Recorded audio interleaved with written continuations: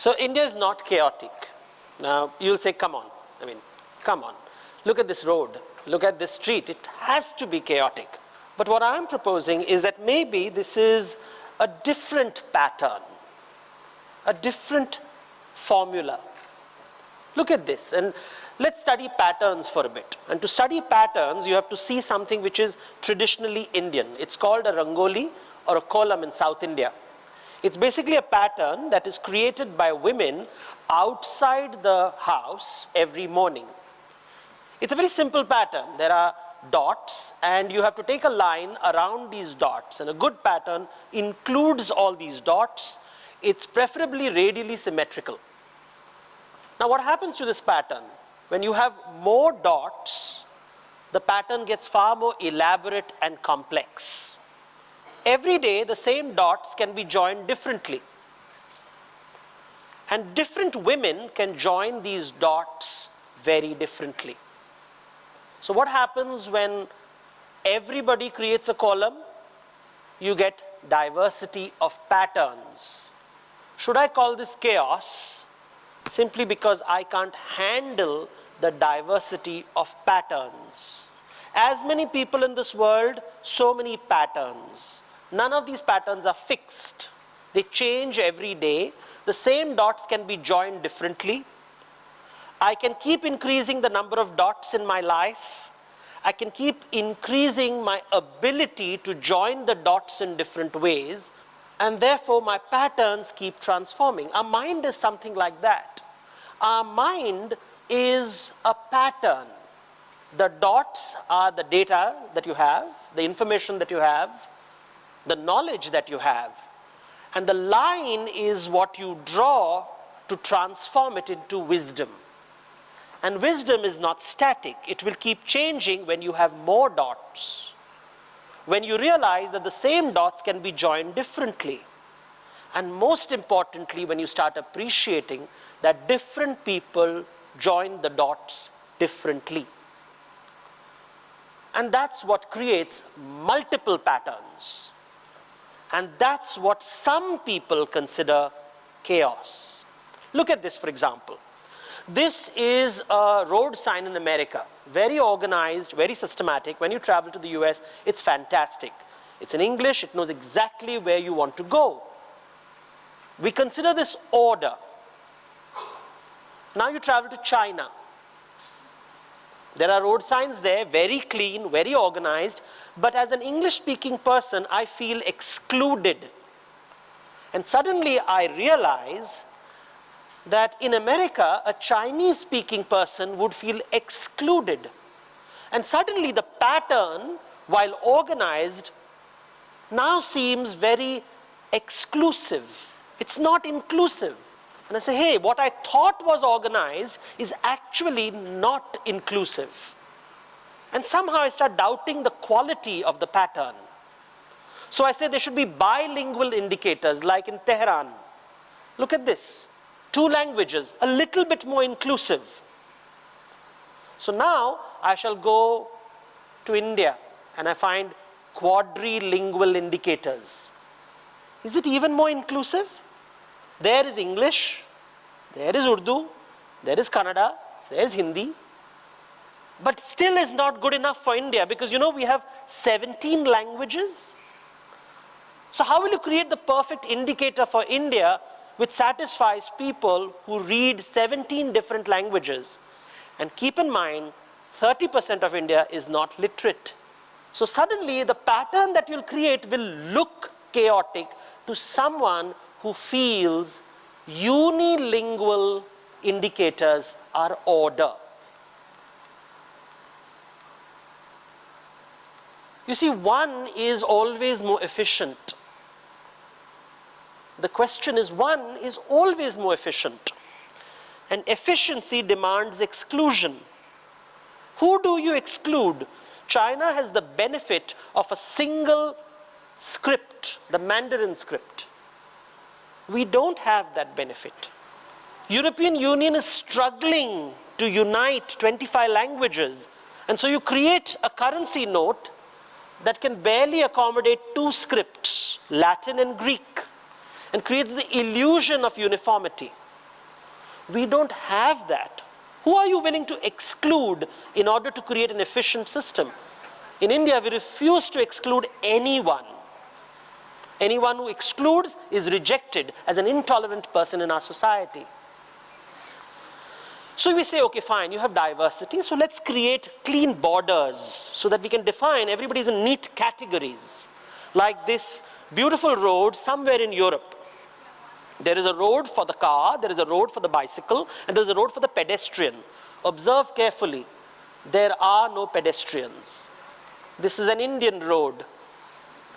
Chaos.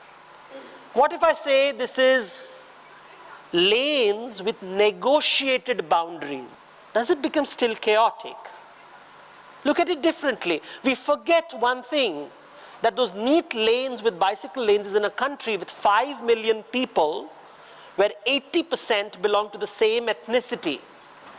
India has 1,200 million people where less than 40% speak the same language.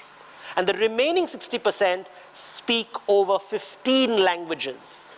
In such a crowded country, not just crowded, extremely poor country, who decides the boundaries? The rich or the poor? Should this man with the bullock cart be excluded from the lanes? Who should get the first right of passage? The powerful or the powerless? Should I reject this person whose only source of income is that unfortunate elephant? Who will employ him in this country where there is so little employment? We don't consider these factors when we discuss India. In Greek mythology, there is this creature called a chimera. Look at this creature carefully. It's neither a lion, nor a serpent, nor a goat. It's a monster. It does not have neat categories. It has no boundary, therefore feared. This is from Indic mythology. Is it a monkey, a human, a horse, a bird? What is it? But we don't call this monster, we call this God. The boundary is blurred and it's perfectly fine. This comes from European mythology, the notion of Chaoskampf. Get rid of chaos, create order by destroying the monster. This could be St. George and the dragon. You see this image in Lord of the Rings.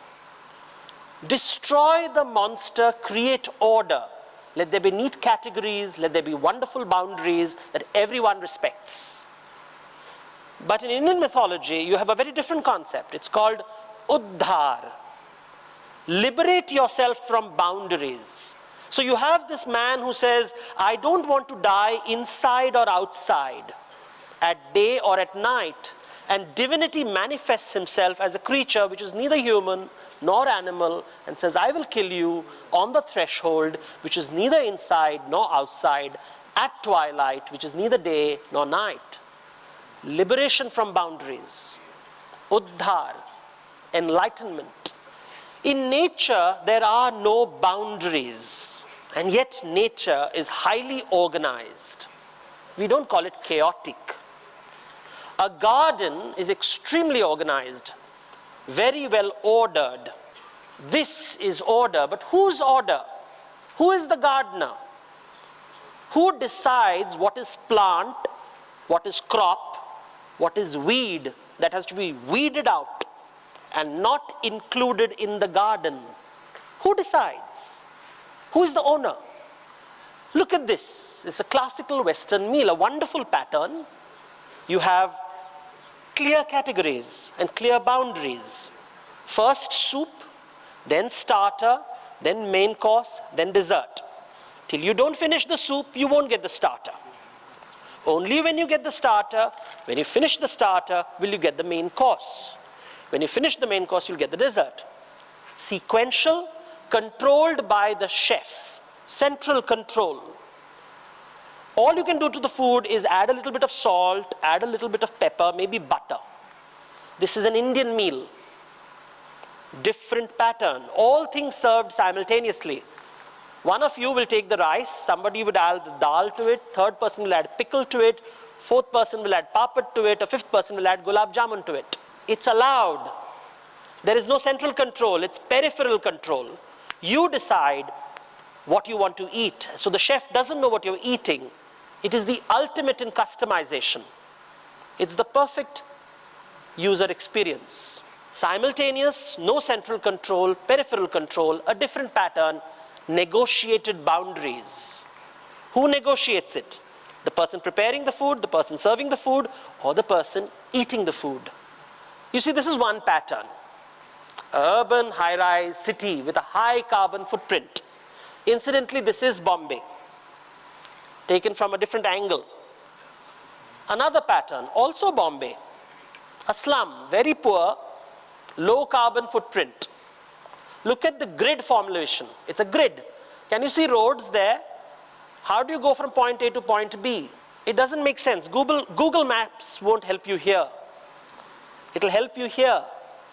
Not here, but here people are living here. There's enterprise here. They're poor, they would not like to live here, but they have no choice. But it is a pattern. It's not chaos. When I join pattern 1 and pattern 2, I get a third pattern of negotiated boundaries. Some people call it chaos. I don't. You see, where is the problem? Is it the problem with the pattern or the problem with the observer? If all my life I have seen unilingual road signs, how do I make sense of this? Where is the problem? In the city, in the country, or the person who is commenting on the city and the country? Who decides what is a monster and what is God? You see, what is chaos? Chaos is everything that I cannot control. If I can't control it, it's chaos. In other words, I want to control it. And suddenly you realize these notions of chaos come from mythologies that speak of one God, one truth, one ideology, one language, highly efficient, but makes no room for diversity, makes no room for pluralism, is obsessed with boundaries, control, categories. Unfortunately, India is not such a country for many people. You have two options in front of you. Option 1, organize, categorize, exclude. You have the other option. When you see a monster in front of you, which is a sum total of so many animals, and say, hey, let me expand my understanding. Let me think differently. When Alexander came to Asia, he found something called a Gordian knot. He just couldn't find how to unravel this knot. What did he do? He took out his sword and he just cut the knot into pieces. It's called the Alexandrian solution. And many young people in India want to be Alexanders because India is chaotic. Just wipe it out. Simple, quick, efficient solution. But this is not the wisdom of India. The wisdom of India is the concept of Raktabij, a monster, an asura. Every drop of his blood creates a duplicate. So when you shoot this monster, remember, there are consequences.